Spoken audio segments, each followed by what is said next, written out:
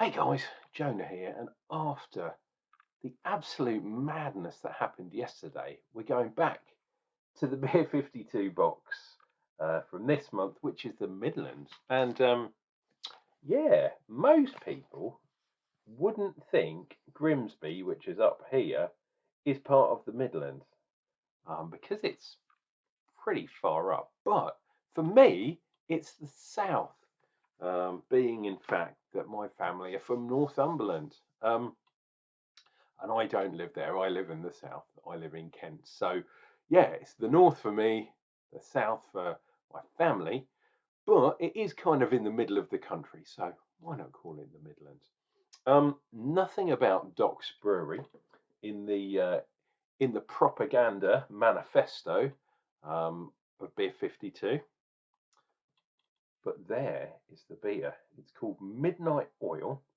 And if you look down there, you might see why I've chosen this one, because it's reasonably similar to yesterday. Chocolate and vanilla stout, and it's a reasonably strong one at 6.5%, not like fucking 11.5 from yesterday. And there's the oil guys and the oil workers. There we go. Rich, comforting, and harmoniously balanced, this velvet stout combines the richness of roasted malt and the dark chocolate aromas from cacao. Ooh, they put cacao husk and nibs, with irresistible hint of midnight oil. Oh, sorry, of vanilla. The midnight oil you want to burn. Sorry, I can't read today for some unknown reason. So we got what? We got barley, hops, cacao nibs, cacao husk, yeast. Doesn't have oats in it. I'm surprised at that, but hey, never mind. And this is very industrial. You see that? Midnight oil. Like me, always burning the midnight oil. Oh, the other thing is it's got a black top, but silver bottom. I don't get the thing with this black top. Why are people doing the black tops but not doing the black bottoms? I know, I am aware that when you can a beer, you're putting the top on top of the bottom bit, the cup, if you like. But why can't you make a black bottom? I don't get it. If you're going to paint a can black, why not paint the whole of the can black? Have a pure black can.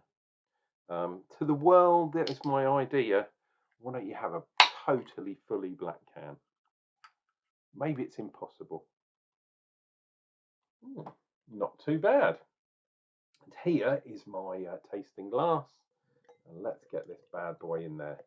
I'm going to go for a reasonably aggressive pour because yesterday I was a bit disappointed with the head, and especially the head retention, or the lack of, that I got. Oh, and I've gone a bit too aggressive with the pour, but never mind. That gives me something to do with the intro. Look at that colour though. Look at that honeycomb, I'd call that. Lovely brown kind of mocha, huge bubbles, and all that kind of jazz. Right, midnight oil. Let's get that in shot. Let's get that bad boy. And because I forced the head, I'm going to stare at the head like it's my want. Oh, lovely. The other thing, now this is something that Beer 52 has told me about this beer, is that the hops used are East Kent Goldings, which is pretty cool because that is where I'm from. So there we go. Lovely colour, jet black, lovely head, big fluffy head that's probably going to disappear. Hopefully it'll leave some sort of residue on the glass. You never know. I like lacing. I like foam, a bit like Charlie Bamforth. I like head. Doesn't everyone? Apparently, not some people. Oh, getting a lovely, getting a lovely cough when I inhale some carbon dioxide. Lovely, sweet, rich, dark aromas. Definitely chocolate. Not so much on the coffee side, which is interesting. And if I look at my screen, what have we got in there? We've got caramels, we've got Carafa 3, and chocolate malt in there. So maybe it will have some bitterness, maybe it'll have a little bit of astringency. We shall see. Cheers and beers. Before I dive in, you know what I'm going to say. Why not consider subscribing? Definitely click like to this video. Weirdly, a lot of the people that watch my videos don't actually bother clicking like. Why not? Do that now. Do it today. And we'll see what we get. Cheers and beers.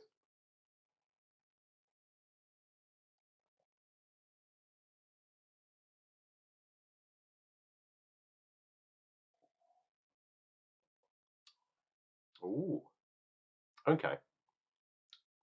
Interesting. So it starts off sweet.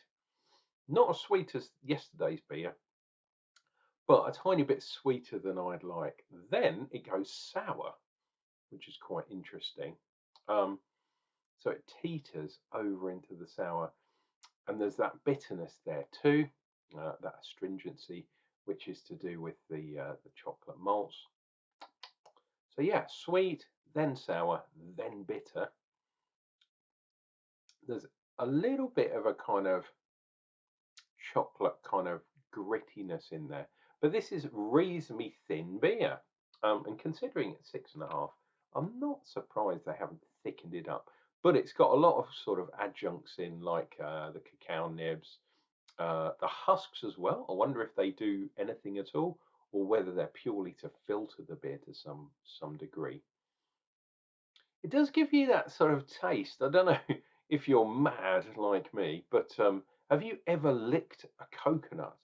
I used to do that when I was really small. And if you hit them with a hammer, because obviously you're going to bite the inside out, it's got that kind of husky kind of taste. Pardon me. And yeah, that's kind of what I'm getting from this, which is interesting. Like I thought, the head has kind of completely disappeared, unfortunately. Oh, look, we've got like a rabbit or a sort of dog running across the top of the beer there. And judging from the kind of head, it looks like, if I can get it in camera, yeah, it looks like it's a dog, maybe a balloon animal. Yeah, I was going to say he's got a long sort of long ears and a long kind of face. Ah, let's dive in for some more.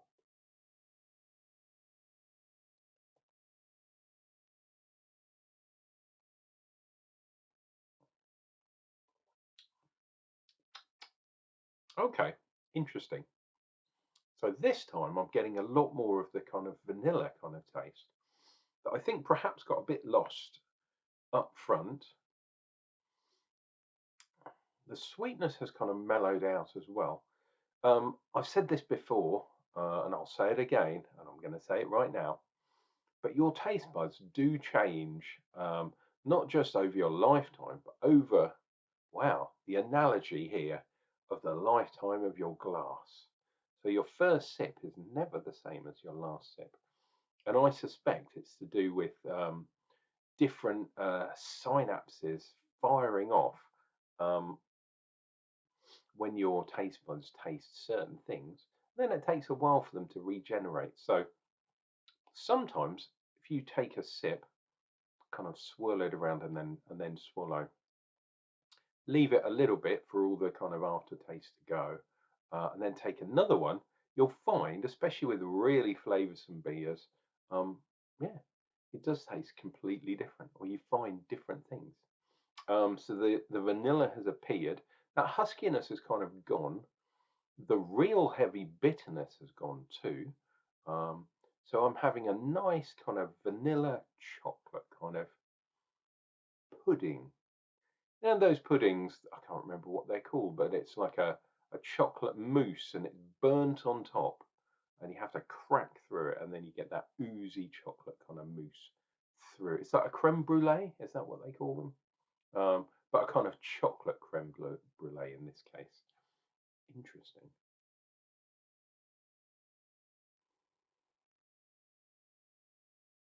Yeah, I'm definitely getting that vanilla, which maybe I wasn't getting before. And so you can get some vanilla yogurts, those healthy yogurts that are good for your gut biome and all that kind of stuff. Um, yeah, it's kind of like one of those. It's a bit sort of slightly sour because of the kind of yogurt, the good bacteria, um, kefir almost. No, not that bad. But yeah, it's like a yogurt, a vanilla chocolate yogurt. Weird. So it's got that sourness to it because of the kind of curdled milk that becomes yogurt, obviously. Hmm, interesting. Don't know where I'm going with this, but let's finish this off, guys, and you guys can get on your way.